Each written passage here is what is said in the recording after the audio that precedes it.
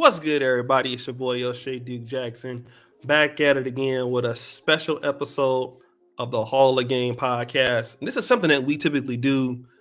Me, brother Gabe, some of the other brothers. We put this segment about, to help Black men, African American men that are in business, professional education, professional school, things like that. What's going on in the world, skill development, things like that. But Brother Gabe has been producing a lot of this content for us on this series for over 2 years. I'll let him explain who he is and what he does. Hey, how's it going, everybody? My name is Gabriel Agbarucci. Background is in electrical engineering, transition into automotive, to the nuclear field, where initially I was doing some very hardcore engineering, but transitioned a bit into that of cybersecurity. Right, when a lot of systems, a lot of nations, a lot of things were getting hacked, my work environment had been affected where I'm like, okay, I think it'll be a good transition for me to get into.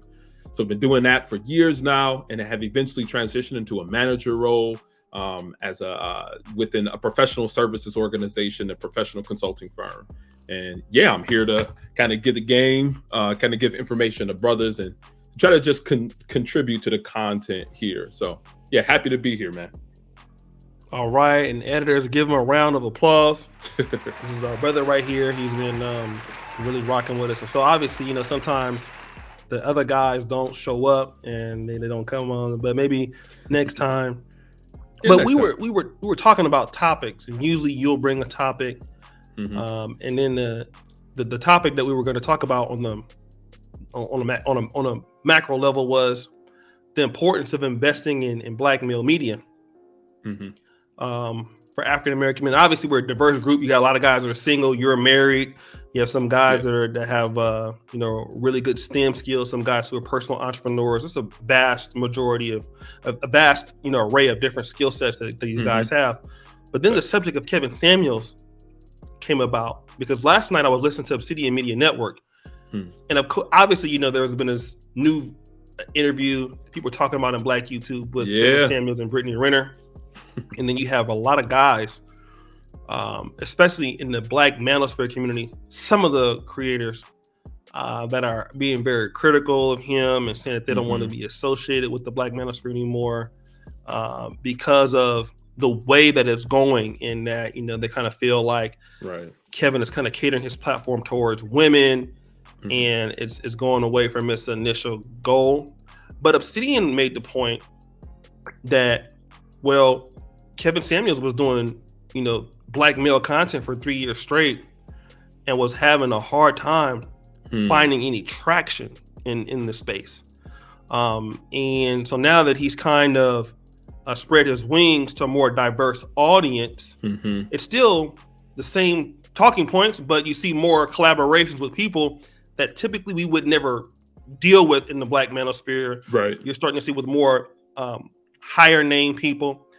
And my question is to you, because we talked about investing in Black male media, but is this something that we would say that because of Kevin Samuels' growth, is this a result of us as Black men not investing in Black male media, and this is why he's went to a wider audience? Man, I can say, so it was funny because when we first started, like before we got on air, we were kind of having a conversation about how it is a lot of times with, black men and their families, especially Black men who are upperly mobile. A lot of times when you come from environments of individuals who don't really invest or don't really see value in the work that you do, right? Me particularly going into a field within STEM, within engineering, I don't think my family initially really saw the value or the return on investment from my career field. It just seemed like I was just a guy sitting in front of a computer, doing some work and just collecting a check, right? They didn't really see the value in me being there within the community. But then once I left, right, I moved away, started traveling so much more for not only work, but even leisurely, posting the pictures and everything. They started seeing that, oh, he doing all this without me. He doing all this and I'm not involved in this process. He not checking in to see how I'm doing or how the family is doing. So I think that it may be some of that, right? Because I think that a lot of times our family members want to be advisors in our life. They want us to do things that they advise us to do. And I think that's more on the micro scale, but on the macro scale, right? Or on a larger scale with this Kevin Samuels thing, I think a lot of the brothers just don't feel involved or connected to what Kevin is doing now, right? Even though he was doing a lot of this before and there wasn't really an investment, there wasn't really an attachment to his message and his talking points. Once he left, they're like, well, let's now be critical of what he does.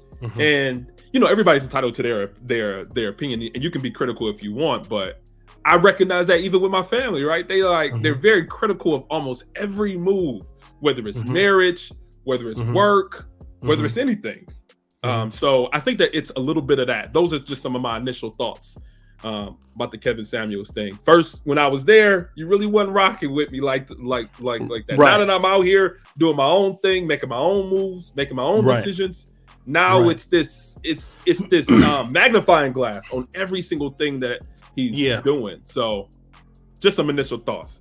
What do you think? You know, you've been there, but before you email, I don't know you for 2016. Yeah, man. It's been so I've seen Kevin Samuels, you know, since he first came into being like larger than life. I think that what's happening, because guys don't really come for me that much in the space. Nah.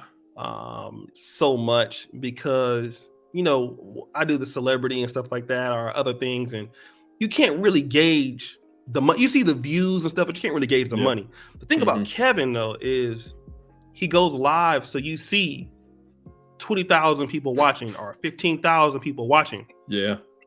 And then as a guy, you know, and you are also on StreamYard or Zoom and you press live and you may get 80 or you may get 300 or 400 and you don't see the you know, the $100 in your super chats. You don't see, you know, a lot of the money that you're not seeing that same thing. It's, you know, because I think that with certain guys, it makes them feel like, well, damn, I was here when he was here, right? Yeah.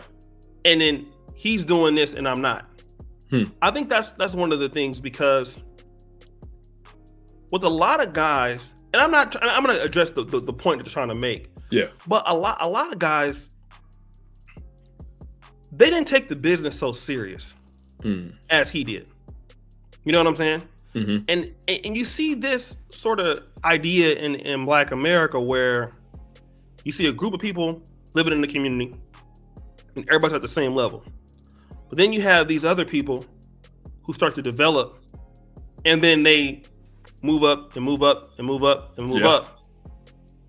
And then they find people who are like them in different elements of the world. They might be white people, they might be Asians, they might be whatever it else. It's like, and the other people are like, well, why are you dealing with them? Like, but these are the people that are on my same path, trying to do what I'm trying to do, and you guys are staying the same. And that's kind of what I feel like with a lot of the Black Manosphere guys, or the guys who have it. You know, Kevin is up here, and he's around these other people, and these other guys have not, they haven't developed, right? I mean, but typical Black Manosphere content isn't interviewing celebrity women. It's not, right, getting into the social media platforms and really milking it for what it is. So do you think that it can also be a component of, like, it's not what we were doing before? You're doing something completely different. It ain't what we typically do. We typically, you know, jump on panels, you know, share ideas, argue each other down. You know, you think that that a lot of people just haven't evolved with what's most popular today? You think it's a component of that, or do you think they just want it to stay the same? Like, you want the guys to just be in the clubhouse, talk about the guy stuff rather than branching out to talking to females? Because you actually were one of the first people to kind of bring in women, or more bring in women to your platform, right? Talking to individuals like Erica Williams, right? Who's going off and doing her own thing right now, right? And I think even back then you were facing some controversy and having conversations around that time. So I think that you were ahead of your time on that. But even now, like, the dudes don't really, yeah, they might not just see value in changing what the norm has been in the black manosphere. That's also true to a certain degree. Okay. I think that's true to a certain degree, but I also think that if he wasn't successful, it wouldn't matter. If it didn't work, it wouldn't matter. Yeah. And so I think that the thing is, when we talk about investing in black male talent, a lot of the guys, and that's the problem that we have. When you want to invest in black male media, the guys that's supposed to be able to get you the money won't give it to you. And the reality is that these guys don't understand to move the mantle forward. You have to go to the other realms to get the money back, to fund it. Like, for example, even me. My best run in the manosphere came joining the celebrity sector. Yeah. I could never earn the money that I could earn in the local manosphere because you'd have to stream all day, just like Kevin was doing, and you'd have to stream all night, and you couldn't gauge the business. You couldn't scale it in that fashion. So in order to not be like, oh, support me on Patreon, because you know how black men are. Oh man, I'm tired of you always asking me to hit the cash app. Tired. So a lot of black men are apathetic. So the thing about Kevin is he don't have courses, neither do I have courses. You don't see that from us. The guy is working based on his own merits, and he's going into a different economy, which is, the entertainment world, the largest, where there's more money to try to push the message to the masses. And so you having these same guys who largely wouldn't do anything for them that are complaining about that. And that becomes problematic because, okay, so you guys won't support them with your money, even me, right? And I've worked hella hard in here trying to develop, bring brothers in. You can't, you ain't gonna get no money over here. You know that already. But then, so when you go out there and try to take the message to a larger community and integrate with, take your talents and take your post-production skills somewhere else, then it's like, oh man, you selling out. Well, so what do you want me to do, to be on StreamYard all day like y'all every day for like 17 hours? Is that what you want? See, now that's the thing, right? Because I think that one of the things you initially said was that a lot of people don't take the business seriously. I would even up you on that to say a lot of people don't even look at this as a business. They don't. Wow. They look at it as a place to come, to talk, to share their ideas. Kevin, yourself, other individuals who have taken, like you said, the business seriously, have different motivations and have different lanes that they're in. If you want to just talk and have fun and kick it, yeah, sure. But you can't look at what Kevin and yourself are doing within the same lenses, because you all are trying to expand the message, take it as a business, and grow, right?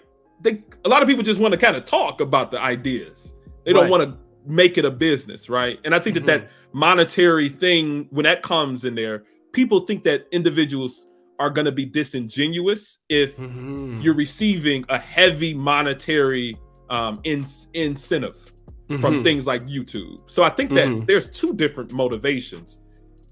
You guys look at it as a business. They look at it as just a place to kick it. And they like, nah, man, they ain't. The message is being diluted because of the money or something. So, I think that's also a factor here. Let me ask you this, because, as coming from predominant African-American communities like we did, you're from Detroit and I'm from the West Coast. Yep. You see that the women, and I heard some guys mention this, how the women have things. And that's always been a message. Even with me, black women have ebony, they have essence. Yeah. You even see looks in the popular blogs, Madame Noir, they have gossip. They have a lot of infrastructure, and it operates at a very high level. But it also takes money to do those things. Yeah. You know what I mean? And so let me ask you this. Obsidian says that a lot of black men expect that they should get X, Y, and Z for the free. Do you think that our the reason why the media hasn't grown is because we're apathetic and we expect that all these things should happen for nothing, but they're at the same time trying to compare us to Ebony and Essence when they have funding and they give money to their stuff? Yes. Yeah. I don't have any disagreement with that, right? I mean, I think a lot of us we take so I think that we were talking about this before too, right? This whole idea that for some reason black men intrinsically don't trust each other. We don't trust each other. Right. So we aren't looking to give money, to give anything towards a lot of these platforms, these black male platforms, because we don't trust what black men are going to do with it. So we are going to try to look for the most free thing from black male media. But a lot of times, like you said, sisters, they're investing. You know, Black Girls Code, right? Yep. Black Girl Magic. There's Black Girls Code too? Oh yeah, Black Girls Code. Yes, that is a STEM type of organization where it's pretty much is giving women a lot of training platforms and roadmaps to get into STEM careers in coding. So, oh my God. Yeah, and it's heavily funded, heavily invested. Even men invested it. But I do think a lot of times when it comes to men, a lot of times because of that distrust between black men, we will take the free, but we won't invest anything into it. So I absolutely agree with that point. Let me say this also to because I've been over here for a long time and I'm seeing a guy like Kevin. And again, he's not because there's some creators that beg for money. Yeah. He don't do that. You know, he puts his content up there. Yep. You know, he makes his own movies. He's an extremely hardworking guy. He's trying to be around people who are productive to moving the business forward. Yeah. And it's so funny because these guys like, it's about the money, but you got your Cash App up there. You got the super chats up there. You know what I mean? It's so crazy. Oh, it's all about the money. Oh, PayPal, Patreon. You know what I mean? So, you know, he's moving, and even me. I mean, not to the same level as Kevin Samuels, but you know, you're moving it towards the next level because it takes money to do things. Like there's going to be a conference in Atlanta, Black Manosphere meetup. I think it's in December 3rd and the 4th. Ain't nobody's doing that for free, right? Everything takes money. And what I honestly see is this division that's coming amongst certain subscribers or certain guys is what you see in the black elite. What we've been seeing in the black American world for years. The people who are the best and more productive at what they do.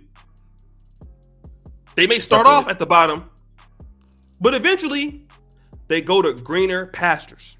And then when you go to greener pastures and the other guys don't, because it's not about the fact that you interviewed Brittany Renner. Yeah. Or it's not about the fact that you guys are letting the girls here in the space, because if that's the case, then there's Jessica X, who's, and there's Pink Book Lessons. You know, these YouTubers that have thousands of views and nothing but black men comment all the time. So we know that ain't the case. The reality is like, how dare you leave for greener pastures? And, you know, and the guys that are criticizing ain't doing nothing. You know what I mean? And I just want to say this to people, and I'm not taking no shots on nobody, but if you're not going to develop, you're going to get left behind in life. That's just what it is. I mean, if you don't take YouTube serious, cool, I understand. Some guys have, you know, personal businesses and things like that. They're doing pretty good or whatever. You know, they have their absolutely. But in this business, if this is your business, you want to take it to the highest level.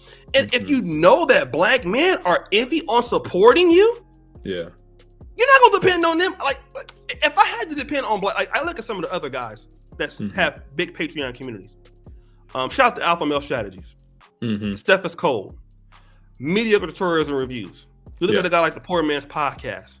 So these guys are dealing with the manosphere in general.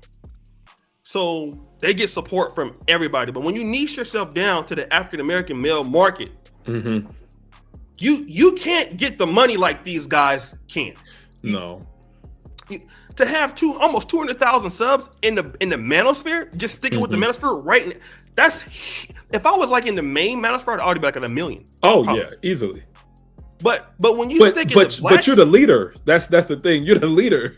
So that's or we're the leaders. So it's like, you know, it's not the norm. But you go ahead. Sorry. So you have to stay and you have to stick it out, and you can't. With black men, it's so hard to get funded. You have to be like exceptionally good. You have to post a lot, you know, and you have to do extreme things to keep their attention.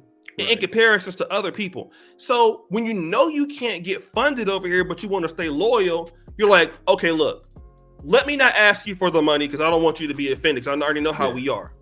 Let me just go do what I have to do because I want to push the black and Kevin wants black male media to go forward. I know, I talk to him all the time. Yeah. And then you have these guys who wouldn't help nobody do nothing. They're the biggest complainers. But you wouldn't give no money in the first place. Like, what are people supposed to do? But then why is that? Why do you think that's the case? Why do you think it's so difficult for black men to stay amongst black men and get the funding that they need in order to propel black male media? Why is it so difficult? I know I mentioned that, a lot of times we have a lot of divisions amongst each other, but do you think there's some other factors that are there? Or like, we just cheat? Let me just say this. I don't mean be rude or anything, but black men have a historical culture of being at the bottom. And when that's your culture as a group, it is what it is. And we're not used to having nothing. So if you go to, let's say, for example, a church, a Baptist church, and that church has a terrible choir for 30 years. Just because you get a new organist that comes in and he's really good, a new choir director, that choir has still been used to being bad for so long.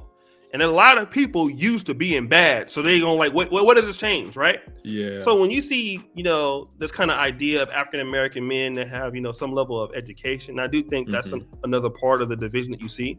You do see a lot of the guys that are having some issues are not, this is not coming from the educated guys, in my honest opinion. This is coming from the guys that are more, the guys who didn't, in my opinion, and this is the guys who are that I see that are having the issues. These are not the more collegiate, educated guys. So what you're kind of seeing is the African American male, more elite men having an issue with the guys who are not as educated amongst this issue.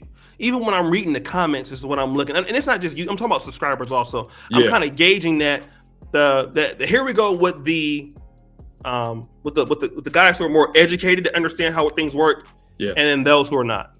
You know, like, what I mean? Is it spelling errors that you're seeing? Yeah, I mean, you can just kind of see like incorrect sentence structure. You like, all right, I see where you're coming from. It's more or less, I'm not gonna call it the halves. It's the half. I don't think it's that. Yeah.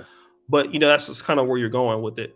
But I think that this is what's going on. And unfortunately, when you're a talented guy and you're seeing it right here in the space, you're not going to be around people who can't do nothing for you. Yeah, you're just not going to do it. That's true. And a lot of guys want you to stay loyal for nothing. I mean, like, what do you think about that? Yeah, I absolutely agree. I think that a lot of times when black males who have been successful are happy with their situations in their lives, whether it's career, whether it's relationship, if you come into a situation with brothers who are not in that same sphere, who are not in a good mindset, who are not in a good place in life, they almost look at you as an adversary right off the bat, right? Right off the bat, whether you're kind of with the Kevin Samuels thing, right? He's doing great, right? But when you're around individuals that are not doing great, they are like almost adversarial by default. So I do think that factor is there, right? When they're critical. A lot of people are critical of people who are doing better than them. It's like, why you type of thing, and why not me? Why you and why not me? And I think that, man, it's so counterproductive. When really what can happen is that, hey, let me see what he's doing, and let me get some of that game, and let me apply it to what I'm doing so that I'm able to come up. I know several times on the Hall of Game, we've had discussions with like Dr. D, right? I remember when we were having conversations, he pretty much gave me the whole gang about the whole doing adjunct professorship, right? Going into that type of roles. And I didn't really understand it before because I didn't know that I can do it with the masters. And then ever since then, I started to get into it, created a whole nother stream of income. I mean, just from picking that up, right? And this is a doctor, right? He's a doctor within a STEM field. And at the time, I had only had a bachelor's. And I'm like, well, he's beyond me. He's academically, quote unquote, doing better than me or higher than me from an academic perspective. But I'm not like, why? He got a doctorate, so what type of thing. Like, why do I need to hate on him? I need to parse some of what he's doing to apply to my own life so that I can be in a better position. Right. So hopefully some of those thoughts align with the and not only that, let me say this. If there's anybody that has put these guys forward and brought out talking points from the issues that black men have, nobody has done it better than Kevin Samuels, because he was the guy that could portray or explain what was going on to women where they would understand it, which is why he went viral. Yeah. The talking points that we took from these little streams, and we used to have these little panels amongst the men and struggle streaming. Kevin was the one that had the ability to have the patience to be able to reach an Instagram audience. Yeah. I know I was never going to go. I'm not even on Instagram now like that. I mean, 1 million plus on Instagram. Come on. 1 million on Instagram. He took the message to celebrities. Yeah. He had celebrities saying like, yo, I've seen some of the messages. I ain't gonna say the names, but yo, man, I agree with what you're saying. It's 100% true. So it's other guys that got aware because of the Black Manosphere message that he put out. Yeah. Now these same guys, and it's a whole economy on YouTube. Like, if you want to get rich as a black guy, put Kevin Samuels' name on the title. I was just about to say that. I was just about to say that because some of the dudes, I'm not saying all, but some of the dudes who complain about him are the same ones that's putting his name in titles, who's eating off of his name. Right. I mean, whether you like his content or not, he has helped to stimulate the Black Manosphere viewership and overall money, right? Money? More than anybody. So, right. I mean, isn't it a benefit that people's voice can get out there more viewers, more people coming in? Isn't that a good thing? Or no, because it's not you? I don't know. In May, this is a true story. In May, I made over $12,000. Wow! In just Kevin Samuels' response videos. Kevin Samuels is like, if you're ever like, yo, we need a video editor, like, you ain't gotta pay me nothing. Like, thank you. You just send it over here. You know what I mean? Wow. Like, and it's so cool because he will even if you talk to me, even let you respond and stuff. There's whole economies that there's nobody that's financially been worth more to this space than him. Not even close. You know what I'm saying? Yeah. And it's just like when you see the other guys, and again, like you know, it's a difference between you know, like if you talk about countries' economic growth and economic development, those are two separate things. Right. And what I'm finding out here on YouTube, it's the same thing. Like you can have a lot of YouTubers who are growing their subscribers, but then but the strategy isn't developing. Yeah. You know, same old. Same things. Yeah. There's nothing new. There's the thumbnails haven't improved. No. The collaborations haven't improved. So these are the guys that are, you know, they may improve their lighting or something like that or the background, but the overall strategy in the skill has not been improved at all. No. So then they don't go anywhere. They don't want to pay for the coaching.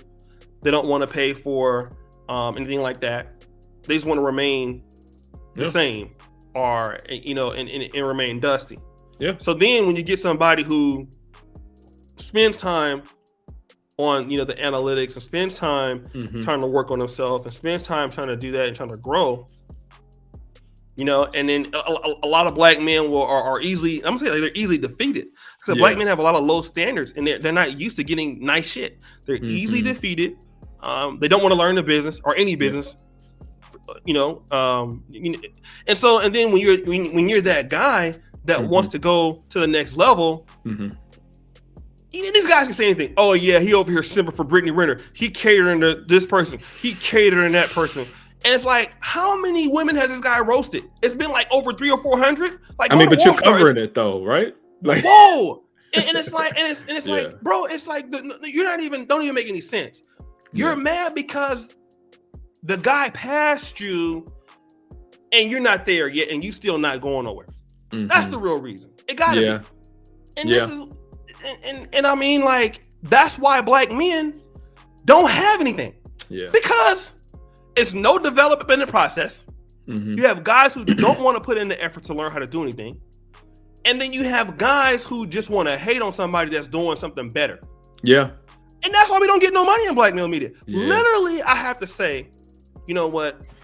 I mean, SBK was talking about this the other day. He's in Uganda working with us. That's the money that I have to work. I don't get it from these guys. That's from money I'm getting from like my AdSense. I have to save that money and reinvest to the business and save that money. Other like Tariq Nasheed, I talked about that. Tariq raised $1.7 million. Wow. For the Hidden History Museum.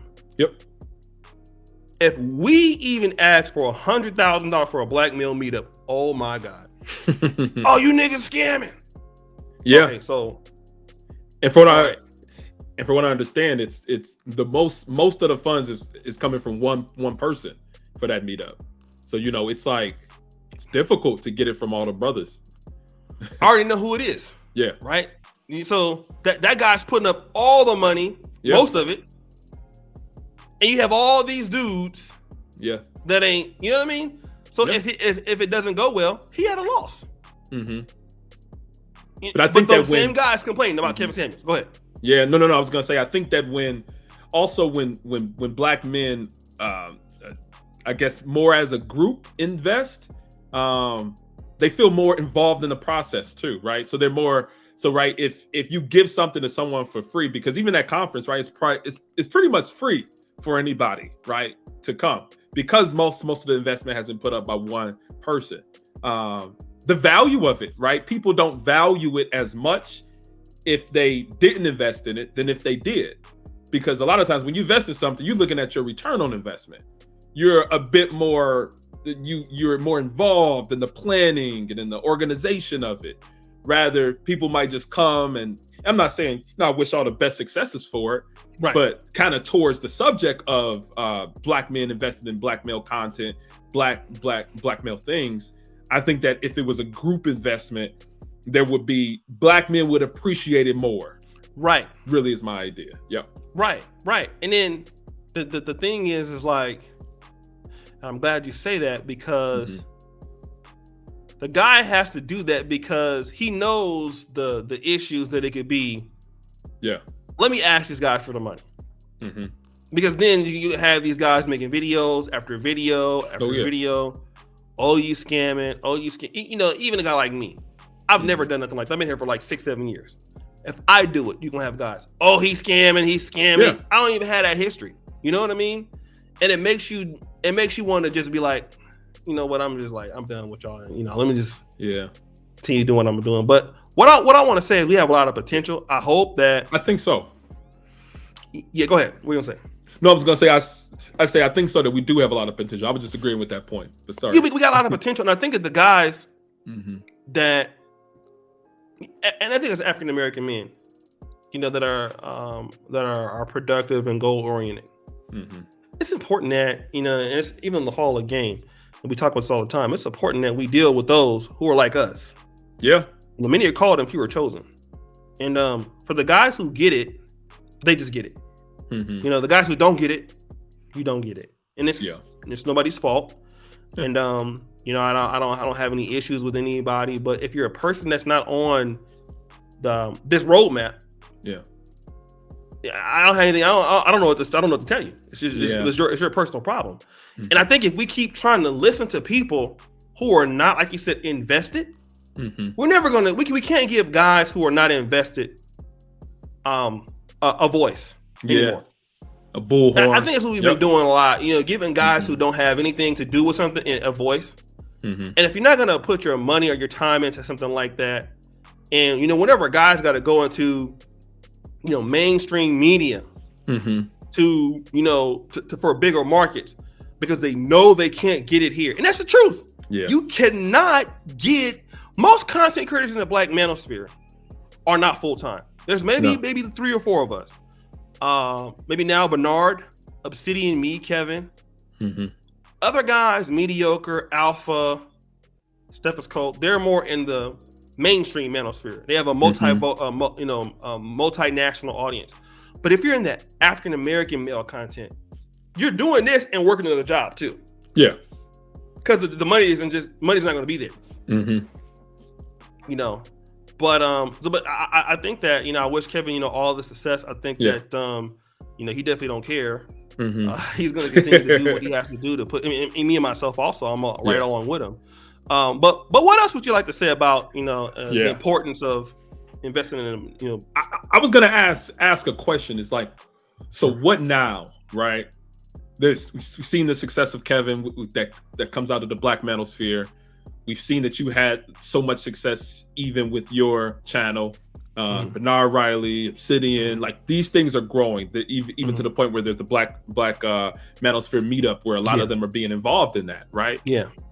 As it concerns investing, what other than like super chats and Patreons and Cash Apps, what other investment vehicles do you see that Black men should be putting into, right? Because I don't think it only needs to be a monetary thing, but what can Black men do from here on out, maybe as it concerns a time investment, an energy investment, project investment? How can Black men from here on out contribute to the Black male media within the Black Manosphere and the Black spaces in general? So I'm glad I'm gonna use SPK. I don't know if you know who he is, SPK Lifestyle. But he's so SPK Lifestyle last year during COVID in January 2020, he couldn't edit. And he said I wanted to be a cinematographer. He has a vlog channel. I remember he used to edit on his phone. He was showing me about it. I was like, okay, whatever. So by the time I left, he was watching me do my stuff in Uganda, struggle with. This is like about November. So he messaged me. He said, hey man, I like what you guys are doing. I'm interested. I'd love to come and help. But I'll be in Uganda and, you know, I want to come in like 6 months. So I was like, okay, well, if you come, you know, it'd be cool. Yeah. But you know me, I'm thinking that, you know, he ain't gonna come. And Round Junior's like, look, I bought my ticket. I'm on my way. And within that time, that guy had spent 18 months. He had bought himself lighting books. He had bought himself cinematography. Spent $3,000 cinematography courses. Wow. And I'll send you the last video differently. SPK is the best editor in Black YouTube besides Dima. Wow. I mean, even so much so, Kevin Samuels was like, dude, this guy is good. Yeah. You know, like everybody, like you see. So I think that for guys that want to get into the business, and he's even, you know, shot, you know, 2 things in cinematography things. I think the guys that want to get into the business of what Black male entertainment is like, number one, what do we need? Which we, you know, there's a lot of blogs and things like this. It's gonna take a long time, right? Because we're this is an underdeveloped market, so there's a lot of space. Yeah. But if you have those skills, then how do you implement them? And for certain people like him, he didn't have a Manosphere audience. He had 40,000 subscribers and a whole nother audience, but he linked up with me. And so now he's using those skills to direct the podcast I got in Uganda going on right now, other things. So the you know, this is a very skill-based niche, Black male entertainment, you know, whether it's, you know, videographer, editing, writing, lighting, you have sound. It's creating a new industry because guys are not really used to this. So I think for those people that have those technical skills, just like you reached out to me a long time ago, you reach out to people and say, hey, this is what I want to do. Check me out. If you don't learn it. And we're kind of like Kevin always says, we build it as we're building the plane as we're flying it. Yeah. And I think that's what we're looking for. We're looking for a whole new industry that writers, guys who have scripts for what Black men are going through, and to put that out there on camera. Like if you see my struggle with, you know, me always sipping in Africa, that's kind of like it's a whole little comedy series about what guys do, right? You know, the problems guys are having. I think there's an audience for that, you know, it's a possible paying audience for that too. So I think that what we need is, you know, obviously guys that come in and prove that they can put these things out. But I do believe that there is a paying market, not necessarily like, okay, I'm going to just support you on Patreon, but you have a product and that you can sell it and it's good. You know, or you have a documentary and you can sell it and it's good. Yeah. I think there's a market for that if it's reasonable price, things like that. I think like as far as, okay, we're going to raise a GoFundMe like Tariq Nasheed, something like that. That might not work yet. Yeah. In this space. But I think that what will work is you have a product, you have a book, and you have a comic book, you have something like that. Guys can buy that and go from there. And I think, like I have a comic that's going to come out pretty soon. It's $5 or $6. Guys can buy it. You have a T-shirt. Guys can buy that. Yeah. So I think that guys are there's a market for selling the services versus like donations for something. Yeah. Because black men are going to be really hostile toward that kind of, Yeah, but I think that at the... I'm sorry, go ahead. No, go ahead. No, I was going to say at the surface, I think that a lot of black men, like I think that is a shallow view of investing. It's just the money, like the cash apps and that. But I do think that the point that you brought up, right, that's just a skill that's widely applicable to so many different spaces and industries, is that not only being a consumer of content, but also being an evaluator of the gaps and the solutions that you can bring to that content. You can't just like sit back. Well, you can, and I think most people do. Most people just sit back and consume. Not a lot of people look to invest in making it better, bringing, like you were saying, those skills to widening the scope of the ways that the media is being portrayed. So I do think that brothers shouldn't only be listening and consuming the content, but actively listening and looking for areas where saying like, man, I just did something like this at work the other day. I think that can in some way help this out even more, because all you guys have your emails within your YouTube channels. And just like you said, all those years back of me reaching out to you, and then look what we have here. We have the Hall of Game. So I think that brothers can look for gaps and not only look to consume the information and wait for them to invest their time and energies. Right. And I think like that's a great point, because I think a lot of times guys look at the cash apps and the super chats, and we don't look at our markets. And that's another thing too. And I might want to digress. Like a lot of times we will look for support. I think as YouTubers, we look at it from that end instead of looking at the other ways. So I want to kind of retract some of that, because you have to be a little bit more diverse how you monetize over in the Manosphere community. If you're gonna take the business forward, maybe you do consultations or whatever like that. But again, I think that our markets can be served in the entertainment, like I said, through books, through swimsuit calendars. If somebody did that, that'd be. I know you're married, but not for me. Yeah, right.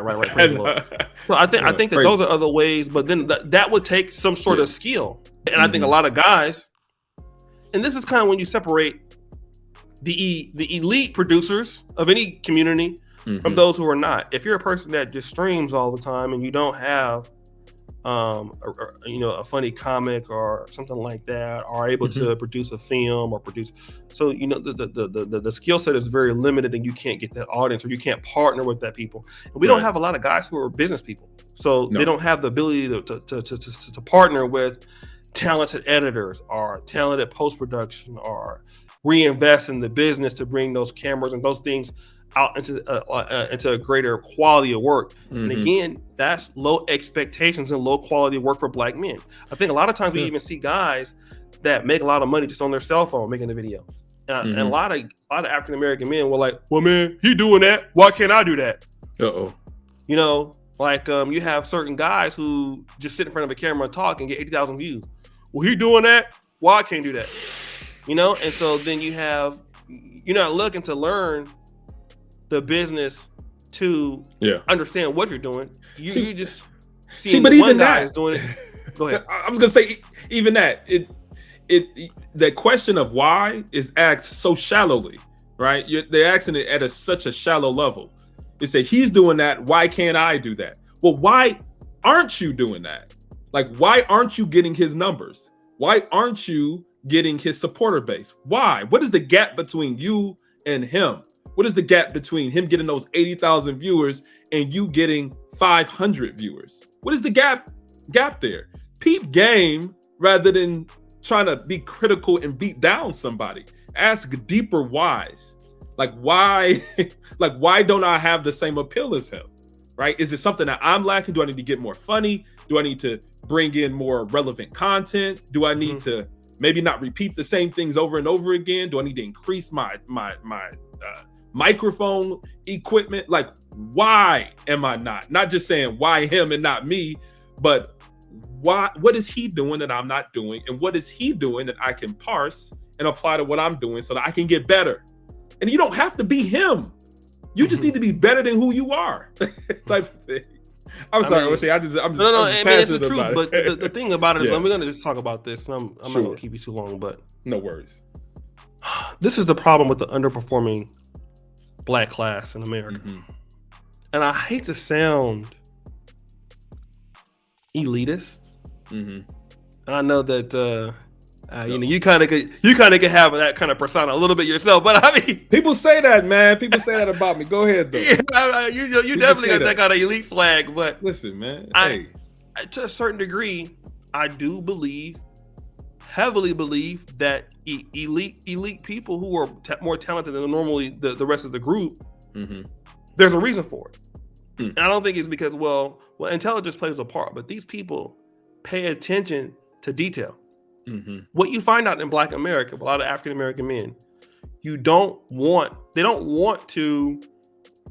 Well, what's the reason why? Well, then that would take you to go into your analytics and understanding. That might take you some coaching. That might take you. They don't want to go through that process. They don't want to understand where they're going wrong, because that's too much work. Yeah, they just want to get there, and they're easily. A lot of African American men are very easily defeated, mentally weak in these areas. So when things are not going their way, they're not able to be fastidious and try to figure it out. So then it comes into frustration. But then the real frustration should not be with the other; it should be with yourself. Yeah, because you're the one that don't want to learn. Yeah, you're the one that don't want to do this. And you see it all the time in Black America. Yeah. The people who are mad at the Black elite are Black talented people, are Black highly motivated people. And it's not really about intelligence all the time. It's the fact that person wanted to do the work and you didn't. Absolutely. So then you're mad. And this is the reason why I can't really deal with a lot of people I don't deal with anyone with that mentality. I just can't. Because if you're not good, then you're just not good at what you do. And there's nobody's fault for that but yours. Yeah.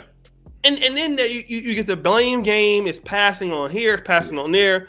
And and that's just really, and it's a lot of dustiness. And I don't want to be and that's the problem with Black America. The standards are just way too low. Yeah. I agree. And I think that can not only apply to the YouTube platform, right? But it can also apply to corporate environments. I know that not too long ago on one of these YouTube panels, we were having a discussion about, because I recently moved to another organization and got promoted to like a manager type of level role within my firm. And we were having this discussion, and some brothers who were also in IT, they were mentioning that I would never want to be a manager, right? Because those are the first people that go. And I'm like, okay, that's interesting. Why are they the first people that go? And then they said, well, the executives and the directors, they have these expectations for individuals, for these managers. A lot of times they don't meet up to the expectations. They're very replaceable. And I'm like, okay, so why don't you want to move up within your organization? And they said, well, the only thing that I can parse from what they were saying was the whole idea that they're afraid to move to the next level because they might fail. They might get fired. They might get moved out of that role. They might not be successful. And I'm like, I hear you. I hear you saying that if you move up to the next level, you might fail. But do you recognize that without that risk, you won't be able to get the reward, right? So managers, right, and directors and upper level executives and manager levels, they get more recognition. They're responsible for processes. They're responsible for people. They not only get more recognition for the work that they do within that organization, they also get more compensation. They get more money, right? So that's a big motivator for a lot of people. Not only that, they become more and more known, not only within that organization, but within the overall industry and the field. So, where there is risk of, you move to a manager level, you could be fired, but there's also a lot of reward where you can actually take more control of your own brand when you're considered to be a leader within an organization in comparison to be an individual contributor. So when I was having that conversation, this isn't to shame those brothers or anything, but all I was hearing that they were afraid to go to the next level because they were afraid that they would fail.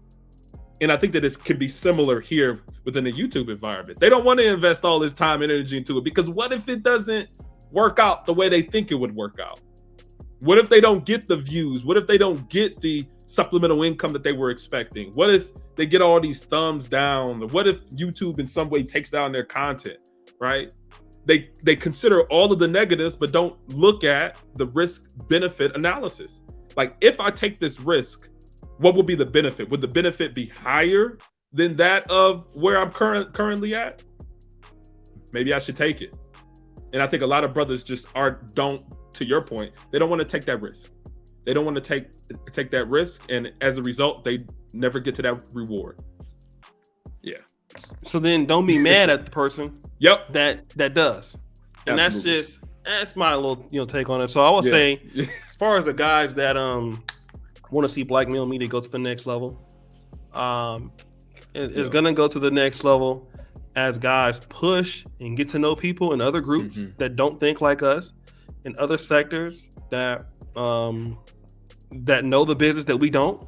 We're still young, but sometimes we're gonna be doing collaborations with people who are not with our. I mean, people have political debates with adversaries all the time on television. It's not uncommon, Atheists and Christians debate like all the time. You have people who are at war that, like, you have people that like Iraq and Israel, or Iran and Saudi Arabia, they'll come in and meet every now and then, you know what I mean? So it's just like, if countries can do it that have killed each other, like, you know what I mean? Like, everybody has to move the mantle forward. Collaboration is the name of the game. It's how you make money. You cannot make money talking to the same group of broke dudes every day on the StreamYard about nothing all the time. That ain't getting you nowhere. Which is why I don't even stream anymore. Because I don't have time. You know what I mean? But Gabe, thank you so much, man. I know I took a lot of your time up, and this has been an excellent Hall of Game. Let everybody know, man, where they can, your channel, where they can reach you and all that stuff. Man, I'm actually bringing back my channel. It's going to be the ICS Gabe channel on YouTube. ICS, I don't do an underscore, but just ICS space GABE. I have a couple of podcasts up there where I kind of go over some career stuff that I've been doing within cybersecurity. So it's coming back, but that is the channel. And O'Shea, I will give you that link when we get off here. You probably will put it down there somewhere after the stream is over. But yeah, man, that's it. Or also on LinkedIn, right? I'll give O'Shea my LinkedIn information, and we could just go from there, man. That's where y'all can be. All right. So I know this is going to get a lot of views, I'm pretty sure. Man, we'll see. So go first comment to the top, guys. I'm pretty sure to get this level of responses also within the community. So we here for the smoke. We won't get no response from me because I'm too busy getting this money. So I'm gonna get y'all. So so guys, thank you so much for coming in. And as you guys know, keep it real. We out.